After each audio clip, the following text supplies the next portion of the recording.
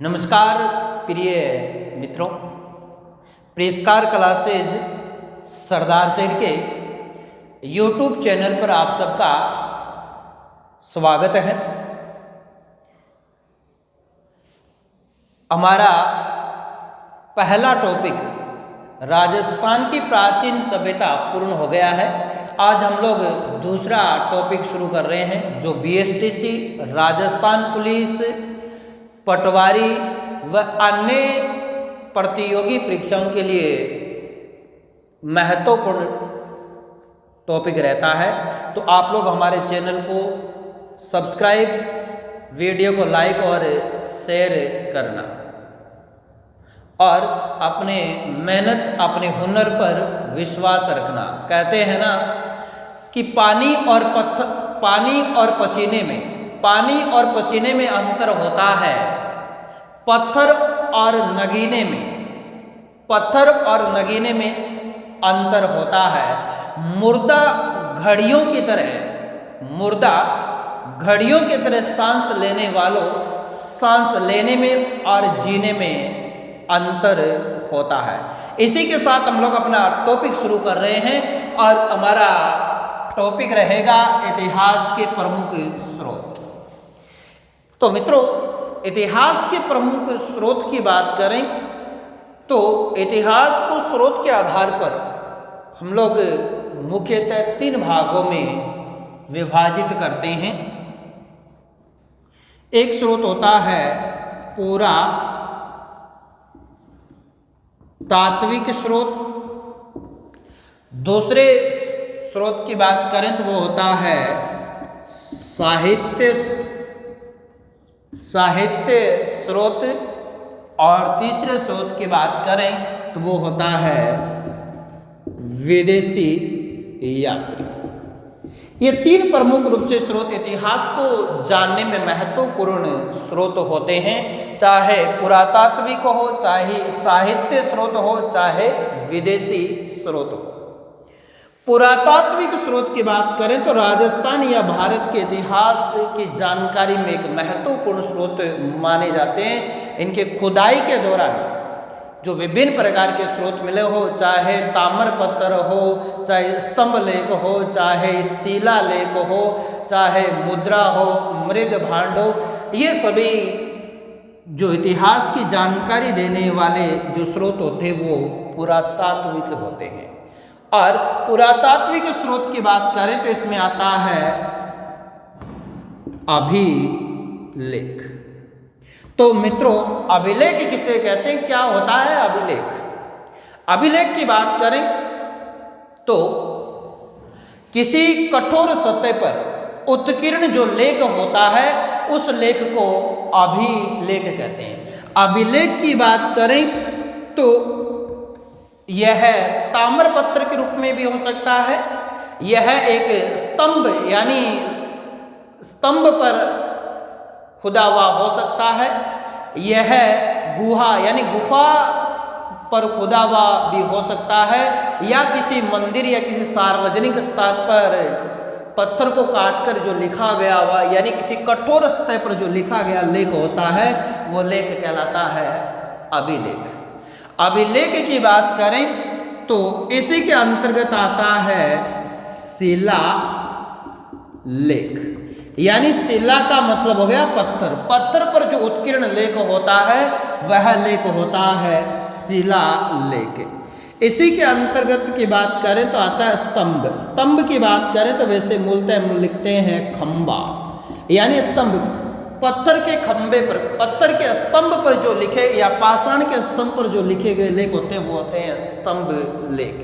और एक होता है ताम्रपत्र, जो ताम्रनुमा लिखा जाता है, या ताम्र पर जो होते हैं, जो ताम्र पर जो स्तंभ बनाकर जो लेख लिखे जाते हैं ताम्रपत्र होते हैं।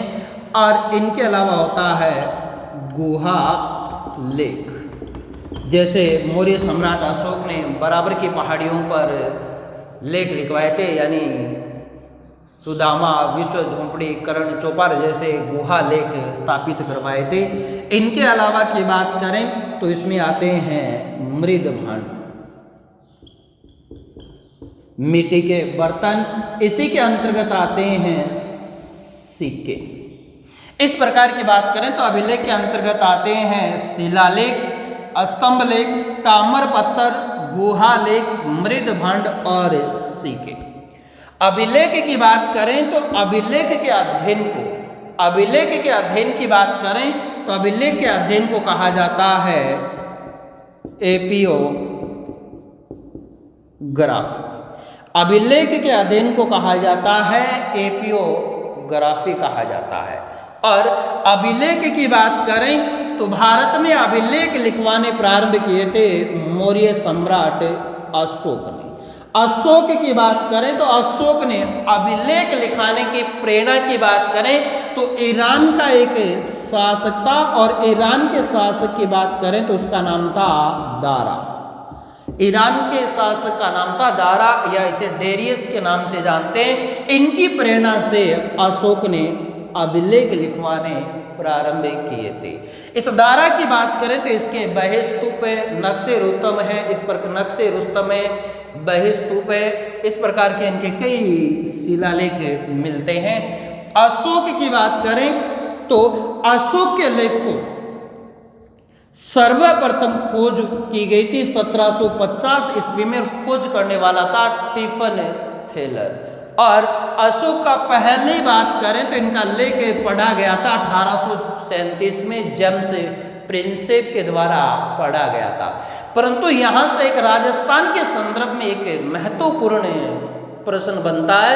राजस्थान के संदर्भ में एक प्रश्न बनता है बरली शिलालेख। बरली शिलालेख की बात करें तो मिल्लोप माता का मंदिर है, और ये मंदिर है अजमेर में। कहाँ है? अजमेर में।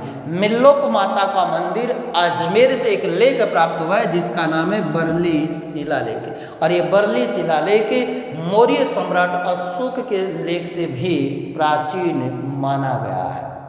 इनके अलावा की बात करें तो एक लेख मिलता है जिसका नाम है जूनागढ़।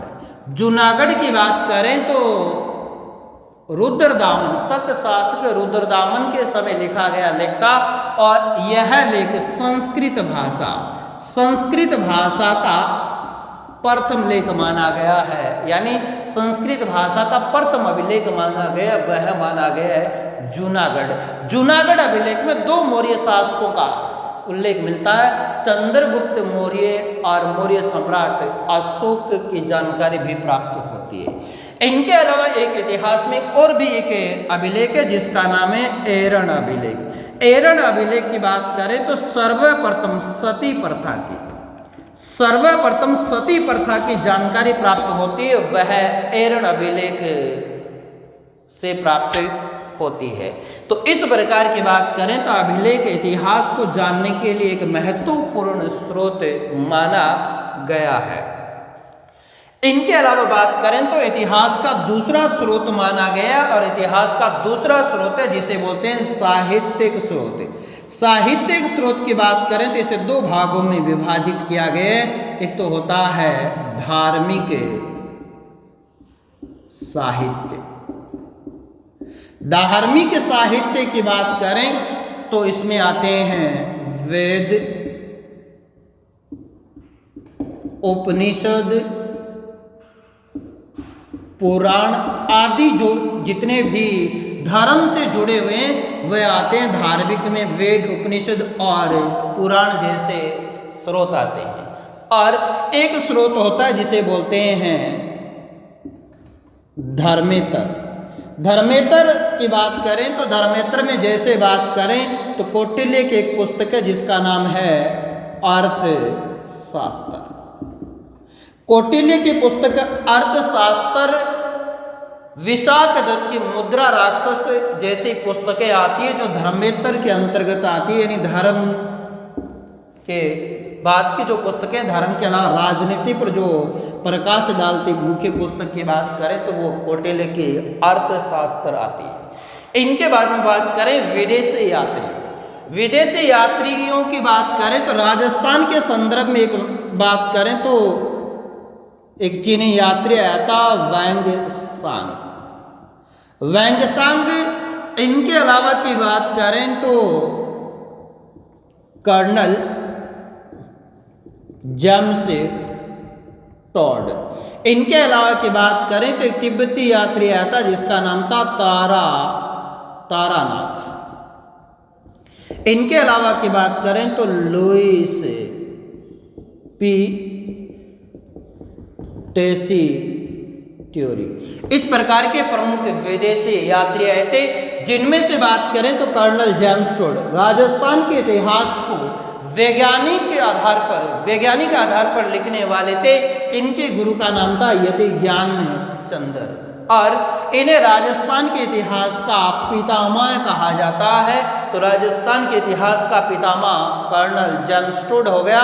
और इसी कर्नल जेम्स टॉड की बात करें तो इसने सर्वप्रथम 1829 ईस्वी में राजपुताना या राजस्थान की बात करें तो नाम दिया था राजस्थान। और इसका लिखित प्रमाण इनकी पुस्तक है the annals and antiquities of Rajasthan. और उसमें सर्वप्रथम हमारे प्रांत को, हमारे राज्य को राजस्थान कहा था कर्नल जेम्स टॉड ने।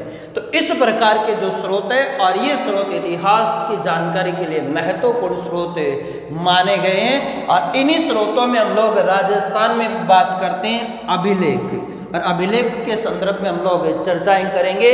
और अभिलेख के अंतर्गत आता है शिलालेख, स्तंभलेख, ताम्रपत्र, गुहालेख, मृदभांड और सिक्के। अभिलेख की बात करें तो अभिलेख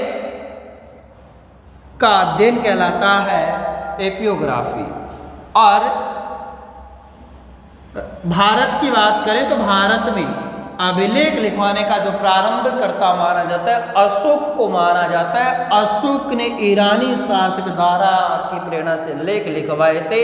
और अशोक से पहले राजस्थान में एक लेख मिलता है जिसका नाम है बरली शिलालेख, और बरली शिलालेख मिलता है अजमेर से। इनकी बात करें, इनके अलावा की बात करें तो एक अभिलेख है जिसका नाम है जूनागढ़, संस्कृत भाषा में लिखा गया है। और यह संस्कृत भाषा का पहला लेख माना जाता है, संस्कृत भाषा का पहला अभिलेख माना जाता है। एक अभिलेख है एरन, जिसमें हमें सती प्रथा की जानकारी प्राप्त होती है। इनके अलावा की बात करें तो राजस्थान में जो भी अभिलेख प्राप्त हुए हैं उन अभिलेखों की जो भाषा की बात करें, या तो राजस्थान से लेख प्राप्त हुए हैं संस्कृत भाषा में या राजस्थानी भाषा में। राजस्थान में जो भी लेख प्राप्त हुए हैं वो संस्कृत भाषा या राजस्थानी भाषा में, और राजस्थान में जो लेख मिले हैं वो गद्य या पद शैली में भी मिले हैं। तो हम बात करते हैं कि राज्य के प्रमुख कौन कौन से अभिलेख है, अभिलेखों के संदर्भ में चर्चाएं करेंगे। तो ये हमारे इतिहास के जो स्रोत थे, मुख्य मुख्य स्रोतों के बारे में हम लोगों ने चर्चाएं की थी।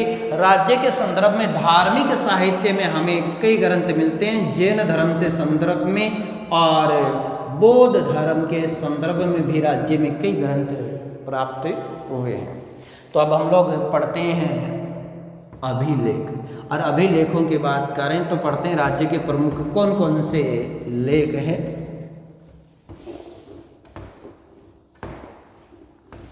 अभिलेखों की बात करें तो सबसे पहले हम लोग चर्चाएं करते हैं गोसुंडी शिलालेख। गोसुंडी शिलालेख, गोसुंडी शिलालेख की बात करें तो यह लेख हमें नगरी, और नगरी के बारे में हम लोग पढ़ चुके हैं, नगरी सभ्यता के बारे में। नगरी, और नगरी की बात करें तो नगरी चित्तौड़गढ़ से प्राप्त हुआ है। गोसुंडी शिलालेख की बात करें तो नगरी चित्तौड़गढ़ में एक स्थान है, उस स्थान का नाम गोसुंडी, और गोसुंडी नामक स्थान पर लेख प्राप्त हुआ था। इसी कारण से गोसुंडी शिलालेख कहा गया है। इस शिलालेख की बात करें तो हम लोग पहले भी पढ़ चुके हैं कि इस लेख की खोज 1887 ईस्वी में कवि राजा, कवि राजा था, और कवि राजा था जिसका नाम था श्यामल दास। श्यामल दास दधिवाड़िया की बात करें तो उसने 1887 ईस्वी में इस लेख की खोज की थी गोसुंडी नामक स्थान पर। और कवि राजा श्यामल दास की बात करें तो मेवाड़ महाराणा सज्जन सिंह का दरबारी कविता मेवाड़ महाराणा ने इसे उपाधि दी थी कवि राजा की। अंग्रेज सरकार ने इन्हें केसर ए हिंद की उपाधि भी प्रदान की थी। इसी की बात करें तो इस शिलालेख को सर्वप्रथम पढ़ने वाला की बात करें तो सर्वप्रथम पढ़ने वाले थे doctor D.R. Bhandarkar. Doctor D.R. Bhandarkar ने सर्वप्रथम पढ़ने में सफलता हासिल की थी गोसुंडी शिलालेख को, और इनके द्वारा यह लेख पढ़ा गया था 1904 में। इसी गोसुंडी शिलालेख की बात करें तो इस शिलालेख की भाषा की बात करें तो इस शिलालेख की भाषा थी संस्कृत, और लिपि की बात करें तो इसकी लिपि थी ब्राह्मी, यानी ये लेख ब्राह्मी लिपि में लिखा गया था और भाषा थी संस्कृत। इसी गोसुंडी शिलालेख की बात करें तो इसमें हमें जानकारी प्राप्त होती है भागवत संप्रदाय की। राजस्थान में भागवत संप्रदाय का या वैष्णव संप्रदाय का या पंचनामी संप्रदाय की बात करें तो सबसे प्राचीनतम जो जानकारी देता है और वो लेख है गोसुंडी शिलालेख। इसी गोसुंडी शिलालेख की बात करें तो यह है संगुकालीन, ईसा की 2वीं शताब्दी के संगुकालीन में लिखा गया था, और यह एक संगुकालीन भगवान कृष्ण के मंदिर से प्राप्त होता है। इसी के साथ एक दूसरा शिलालेख मिला था जिसका नाम था हाथी बरकला शिलालेख या हाथीबाड़ा शिलालेख के नाम से भी जानते हैं। तो हमारा पहला शिलालेख है जिसका नाम है गोसुंडी शिलालेख। गोसुंडी शिलालेख प्राप्त हुआ था नगरी चित्तौड़गढ़ में गोसुंडी नामक स्थान से। इसकी खोज 1887 ईस्वी में कवि राजा श्यामल दास ने की थी, और कवि राजा श्यामल दास ने वीर विनोद नामक ग्रंथ लिखा था जिसमें उन्होंने मेवाड़ के ऐतिहासिक, सामाजिक और राजनीतिक पर प्रकाश डाला है। उसी वीर विनोद में इन्होंने मेवाड़ में 84 दुर्ग बताए, 84 में से 32 दुर्ग के निर्माता माना है मेवाड़ के महाराणा कुंभा को माना है।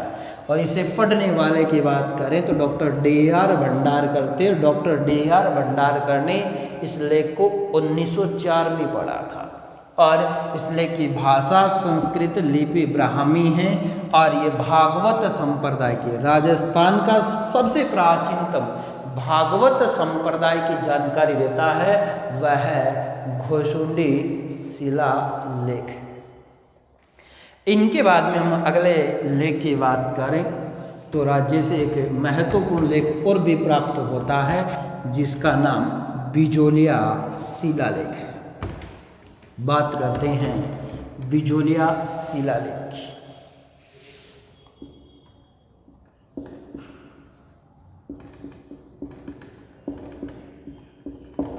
बिजोलिया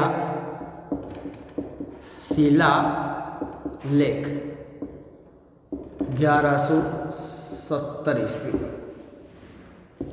बिजोलिया शिलालेख की बात करें तो मित्रों यह शिलालेख प्राप्त हुआ था भगवान पार्श्वनाथ मंदिर, और स्थान है सायपुरा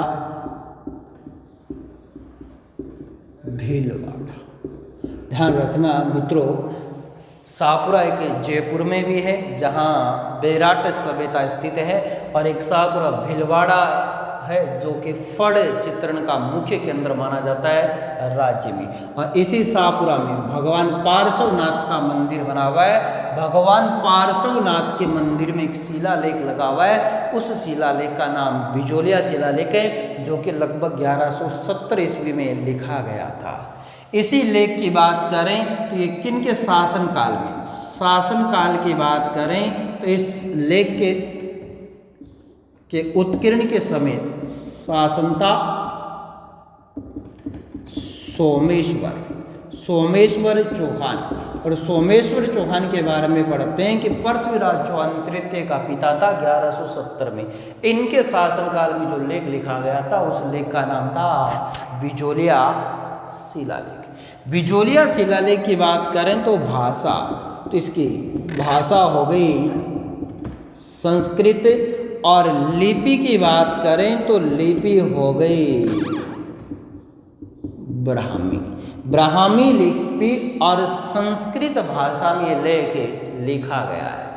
इसी लेख की बात करें तो इसका जो संस्थापक यानी ये लेख स्थापित करवाने वाला कौन था, तो संस्थापक की बात करें तो दो बंधु थे, एक का नाम मिलता है गोविंद और दूसरा बंधु था जिसका नाम था